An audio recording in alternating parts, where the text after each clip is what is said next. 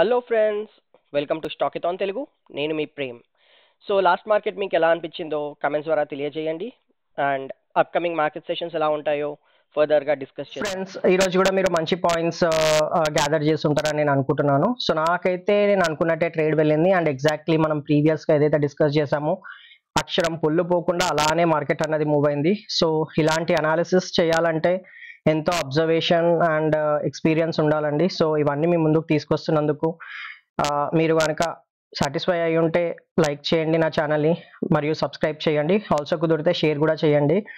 So ఇంకా ఇలాంటివి ఎన్నో నేను మీ ముందు తీసుకొస్తాను. అనాలిసిస్ చేసే విధానాన్ని అండ్ మల్టిపుల్ ప్యాటర్న్స్ ఎలా ఐడెంటిఫై చేయాలన్న విధానాన్ని కూడా నేను తీసుకొస్తానండి.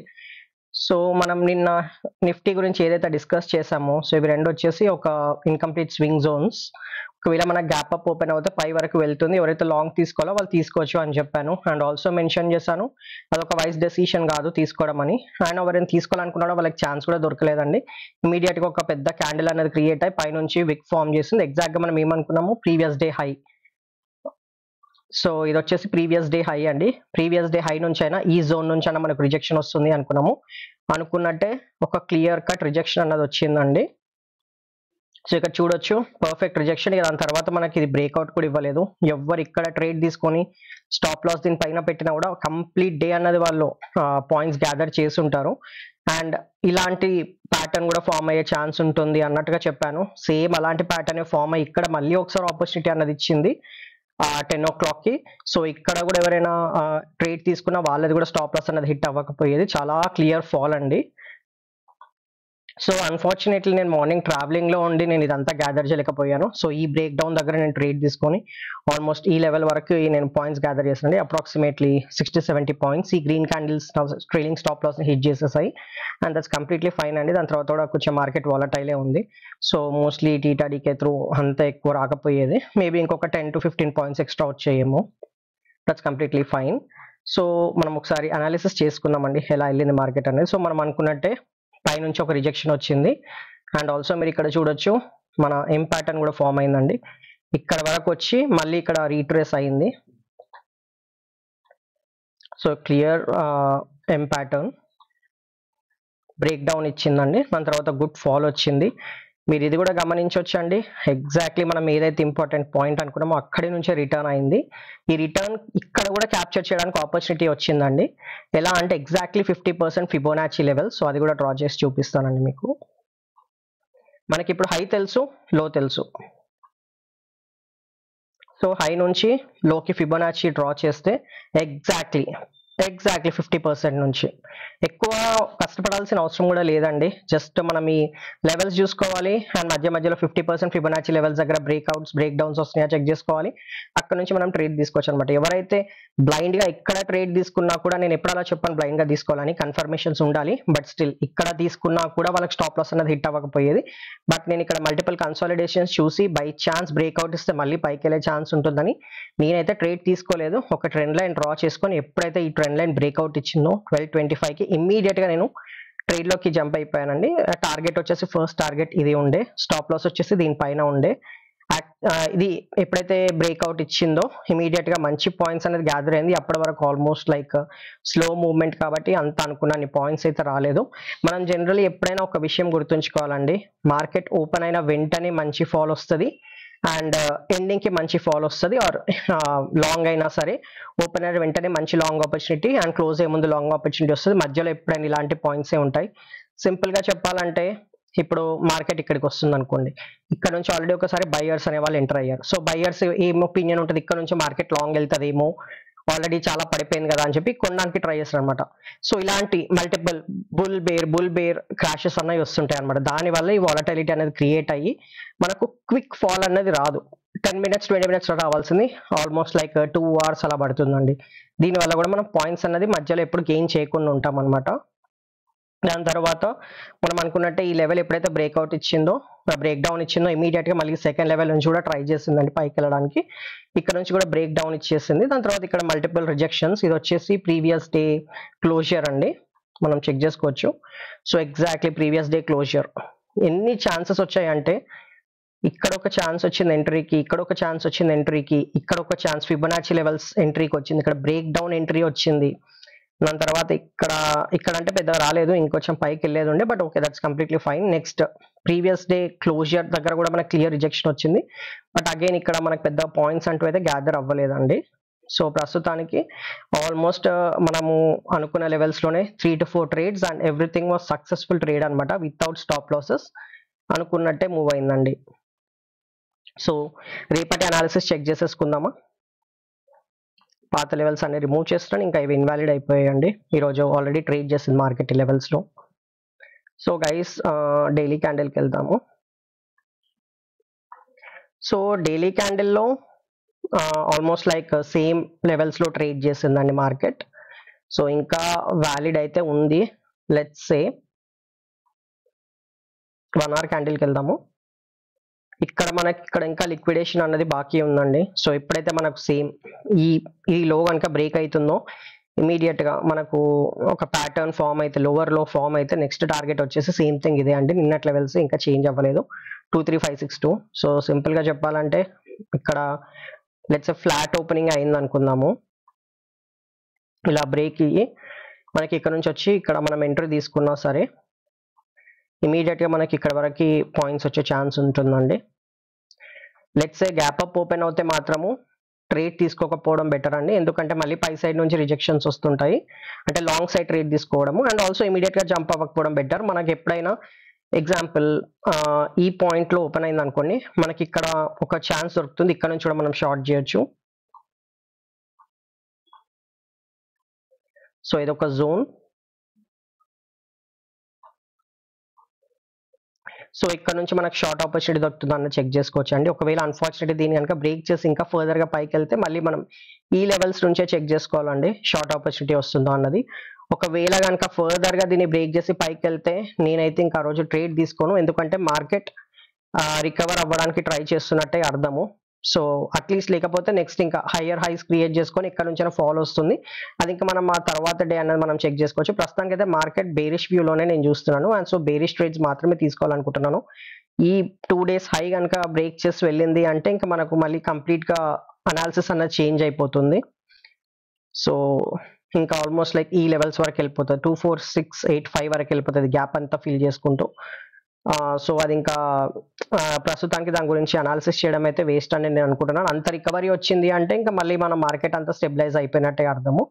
సో ప్రస్తుతానికి అయితే ఇంకా గ్లోబల్ ఇండైసెస్ అండ్ ఆల్ ఇండిసిషన్స్లోనే ఉన్నాయి కాబట్టి నేను ఎక్కువ బేరిష్ వ్యూ గురించే చూస్తున్నానండి.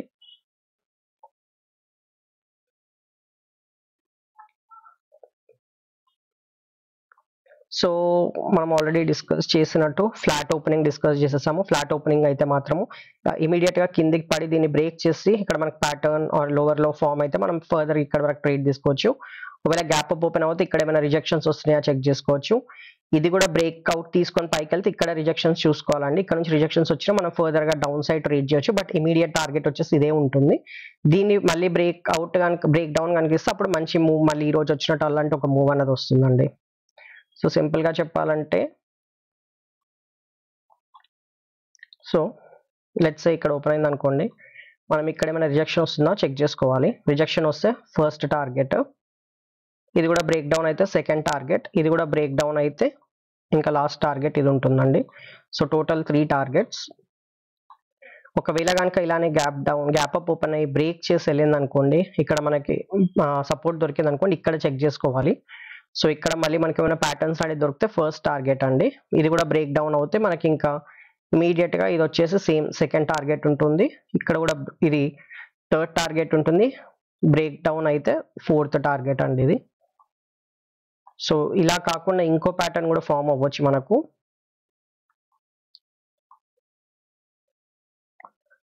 సో ఇక్కడ నుంచి మళ్ళీ సపోర్ట్ దొరికే ఛాన్స్ ఉంది, అప్పుడు కనుక ఇది బ్రేక్అవుట్ కనుక ఇచ్చిందంటే ఇంక ఇమీడియట్గా పైకి వెళ్ళిపోతుందని అర్థము. సో ఇంకా అది మొత్తం లాంగ్ వ్యూ అనమాట. సో ఇదైతే నేను కన్సిడర్ చేయట్లేదు ప్రస్తుతానికి, నేను ఈ 2 వ్యూసే కన్సిడర్ చేస్తున్నాను. ఒకవేళ ఇక్కడ గ్యాప్ డౌన్ ఓపెన్ అవుతే సేమ్ థింగ్, ఇక్కడ నాకు ఎలా యాక్ట్ అవుతుందో చూస్తాను అండ్ ఇక్కడ నుంచి నాకు ఏమైనా రిజెక్షన్ వస్తే ఫర్దర్గా డౌన్ సైడ్ వెళ్తాను.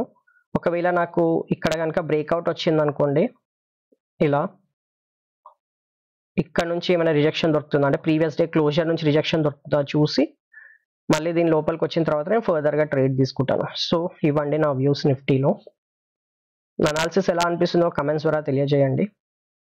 సో ఏమైనా ఫర్దర్ కరెక్షన్స్ ఉన్నా కూడా నేను చేసుకోగలుగుతాను. నెక్స్ట్ వచ్చేసి బ్యాంక్ నిఫ్టీ అనాలిసిస్ అండి. బ్యాంక్ నిఫ్టీ కూడా సేమ్ మనం అనుకున్నట్టే హయ్యర్ లెవెల్స్ నుంచి దొరికితే షార్ట్ చేయొచ్చు అనుకున్నాము. సో క్లియర్ కట్గా ప్రీవియస్ డే హై నుంచి కొంచెం ఒక 2-3 పాయింట్స్ కింద నుంచి మనకి వెళ్ళింది, బట్ అది కంప్లీట్లీ ఫైన్ అండి, ఎందుకంటే ఒక జోన్ లాగా ఉండే అనమాట. సో ఇదంతా ఒక జోన్ లాగా యాక్ట్ చేస్తుంది ప్రీవియస్ డే హై, ఎందుకంటే ఒక హెవీ విక్ వచ్చింది కాబట్టి ఆ జోన్ నుంచి మనకి రిటర్న్ అన్నది వచ్చిందండి. సో ఇక్కడ చూడొచ్చు, సో క్లియర్ జోన్, ఈ జోన్ నుంచి మనకు రిజెక్షన్ అన్నది వచ్చిందండి. సో ఇక్కడ ఎక్కడైనా మనం ట్రేడ్ తీసుకోవచ్చేది ఓకే, ఒకవేళ వెరీ ఇమీడియట్ ఏమైనా మళ్ళీ పైకి వెళ్తుందో స్టాప్ లాస్ హిట్ అవుతుంది అనుకున్నా కూడా మనకి ఇక్కడ క్లియర్ కట్గా ఒక కన్సాలిడేషన్ అన్నది ఫామ్ అయిందండి. కరెంట్ డే లో దగ్గర మన కన్సల్టేషన్ ఫామ్ అయ్యి బ్రేక్అవుట్ ఇచ్చింది. సో ఇక్కడ నుంచి ట్రేడ్ తీసుకొని పైన స్టాప్ లాస్ పెట్టుకుని నేనైతే బ్యాంక్ నిఫ్టీ ట్రేడ్ చేయలేదు ఈరోజు. సో వెరీ గుడ్ ఫాల్ అండి. ఇక్కడ నుంచి మళ్ళీ మనకు అప్ సైడ్ రీట్రేస్ అయింది. ఇది ఒకసారి చెక్ చేద్దాం, ఫిబొనాచి 50% వచ్చిందా లేదా అన్నది. ఓకే, సో ఇది కొన్ని పాయింట్స్లో మిస్ అయిందండి. సో 50% ఈరోజు అయితే ఈ ట్రేడ్కి ఇక్కడ ఈ రీట్రేస్మెంట్కి అయితే మన ఫిబొనాచి అనేది వర్క్ అవ్వలేదు. సో నెక్స్ట్ వచ్చేసి సేమ్ థింగ్, మన నిఫ్టీలో ఎలా అయితే కన్సాలిడేషన్ ఫామ్ అయిందో అలానే ఇక్కడ కూడా ఒక క్లియర్ కన్సాలిడేషన్ అనేది ఫామ్ అయిందండి. సో ఈ కన్సాలిడేషన్ బ్రేక్అవుట్లో మనకు సెకండ్ ట్రేడ్ అన్నది వచ్చింది. సో ఫస్ట్ టార్గెట్ వచ్చేసి డేలో అండ్ బ్రేక్అవుట్ తర్వాత ఇమీడియట్గా ప్రీవియస్ డే లోస్ నుంచి మనకు రిజెక్షన్ వచ్చింది. సో వెరీ గుడ్ ట్రేడ్స్ అండి, ఎక్కడ కూడా స్టాప్ లాస్ అన్నది హిట్ అవ్వలేదు. ఇక్కడ ట్రేడ్ తీసుకున్న వాళ్ళకి కూడా హిట్ అవ్వలేదు, ఇక్కడ ట్రేడ్ తీసుకున్న వాళ్ళకి కూడా హిట్ అవ్వలేదు. ఈ కన్సాలిడేషన్ బ్రేక్అవుట్లో బ్రేక్ డౌన్లో తీసుకున్న వాళ్ళకి కూడా హిట్ అవ్వలేదు, బట్ వెరీ క్విక్ ఫాల్ అన్నది వచ్చింది. సో ప్రాక్టికలీ స్పీకింగ్ కన్సాలిడేషన్లో తీసుకొని ఉంటే మాత్రం పాయింట్స్ వచ్చాయి, కానీ బ్రేక్ డౌన్లో వెయిట్ చేస్తుంటే మాత్రం పాయింట్స్ అనేది రాలేదండి, అది క్లియర్గా తెలుస్తుంది.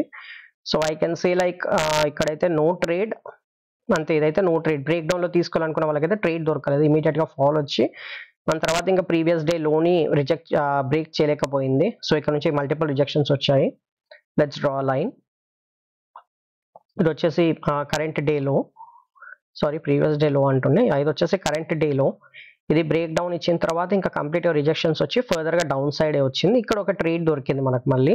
ఒకవేళ ఇక్కడ తీసుకున్న వాళ్ళకి కూడా no stop loss, but points అయితే గ్రేట్గా వచ్చి ఉండవు, ఎందుకంటే ఆల్మోస్ట్ లైక్ కన్సాలిడేషన్ మొత్తం కన్సాలిడేషన్ మూవ్ మాత్రమే ఉందన్నమాట. సో రేపటి అనాలిసిస్ ఒకసారి డిస్కస్ చేసేద్దామండి. సో సింపుల్గా చెప్పాలంటే ఆల్రెడీ ఇది 50 ఫిబొనాచి 0.5 లెవెల్ కింద ట్రేడ్ చేస్తుంది, అండ్ ఇది వచ్చేసి చాలా స్ట్రాంగ్ సపోర్ట్ అండి. ముందు వీడియోస్లో డిస్కస్ చేసినట్టు 1 డే సపోర్ట్ అనమాట. సిన్స్ 23 అక్టోబర్ నుంచి సపోర్ట్ ఇస్తుంది. ఇది బ్రేక్ డౌన్ అవుతే ఇమీడియట్గా వచ్చేసి మనకి నెక్స్ట్ టార్గెట్ 49,000 అండి. ఇది కూడా బ్రేక్ డౌన్ అవుతే మన నెక్స్ట్ టార్గెట్ వచ్చేసి 47,689 అండి. సో రేపు కనుక మనకు ఫ్లాట్ ఓపెనింగ్ అవుతే ఇది బ్రేక్ డౌన్ అయ్యేదాకా వెయిట్ చేయాల్సిందే, మనకి ఇంకొక ఆప్షన్ లేదు, ఎందుకంటే ఇట్స్ స్ట్రాంగ్ సపోర్ట్, ఇక్కడ ఏదైనా జరగవచ్చు. సో ఇలా కనుక మనకు ప్యాటర్న్స్ దొరికితే మనం ఇక్కడ వరకు ట్రేడ్ తీసుకోవచ్చు అండి. First target and second target వచ్చేసి ఫర్దర్ డౌన్ సైడ్ అండి. ఒకవేళ కనుక మళ్ళీ గ్యాప్ అప్ ఓపెన్ అవుతే మనకి ఇక్కడ ఇంకొక రెసిస్టెన్స్ లాగా ఫామ్ అవుతుంది. సో ఇది ఒక లెవెల్. సో ఒకవేళ ఈ లెవెల్స్లో కనుక ఓపెన్ అవుతే మనకి ఇక్కడ ఏమైనా రిజెక్షన్ దొరుకుతుందో అనేది చూసుకోవాలండి. సో లెట్స్ సే ఇక్కడ ఏమైనా ఓపెన్ అయింది అనుకోండి, ఇక్కడ ఏమైనా రిజెక్షన్స్ దొరుకుతున్నాయో చూసుకొని మనం ఫర్దర్గా కరెంట్ డే ఈ లెవెల్స్ వరకు మనం ఫస్ట్ టార్గెట్ పెట్టుకోవచ్చు. ఇది కూడా బ్రేక్ డౌన్ అయితే మళ్ళీ ఇక్కడ నుంచి కూడా మనకి రిజెక్షన్ వస్తే కంప్లీట్గా ఇక్కడ వరకు మనం సెకండ్ టార్గెట్ అనేది కూడా పెట్టుకోవచ్చు అండి. ఇది ఒక వ్యూ. ఒకవేళ బ్రేక్అవుట్ చేసుకొని కనుక వెళ్ళింది అనుకోండి, లెట్స్ సే మళ్ళీ గ్యాప్ అప్ ఓపెన్ అయ్యి ఇదే లెవెల్స్లో ఓపెన్ అయ్యి మనకి ఇలా వెళ్ళింది అనుకోండి, ఈ లెవెల్స్లో మనకి ఏమైనా దొరుకుతుందా చూసుకోవాలి షార్ట్ ఆపర్చునిటీ. ఒకవేళ ఇక్కడ కనుక దొరకకపోతే, ఇక్కడ దొరికితే మనకి ఫస్ట్ టార్గెట్ ఇది ఉంటుందండి, and second target as usual ఇది ఉంటుంది, థర్డ్ టార్గెట్ వచ్చేసి ఇది రిజెక్ట్ అవుతే ఇది ఉంటుందండి. ఒకవేళ ఫర్దర్గా అప్ సైడ్ వెళ్తే మాత్రము నో ట్రేడ్ డే అండి నాకైతే, ఎందుకంటే ఇక్కడ మళ్ళీ కంప్లీట్గా వాలటైల్ అవుతుంది, అండ్ నేను ఫస్ట్ ఆఫ్ ఆల్ లాంగ్ అయితే చూడట్లేదు, ఇక్కడ బ్రేక్అవుట్ ఇచ్చి పైకి వెళ్తే వెళ్ళనిస్తాను అంతే. నెక్స్ట్ డే ఏమైనా మళ్ళీ అనాలిసిస్ చేసుకొని వ్యూ ఏమైనా మార్కెట్ది చేంజ్ అయిందా చెక్ చేసుకుంటానండి. So that's it friends. So flat discuss చేసాం, గ్యాప్ డౌన్స్ డిస్కస్ చేసాం, గ్యాప్ అప్స్ కూడా డిస్కస్ చేసాము. Thank you friends. ఫ్రెండ్స్, మీకు కనుక నా ఎఫర్ట్స్ నచ్చినట్లయితే స్టాకిథాన్ తెలుగుని లైక్ చేయండి మరియు సబ్స్క్రైబ్ చేయండి.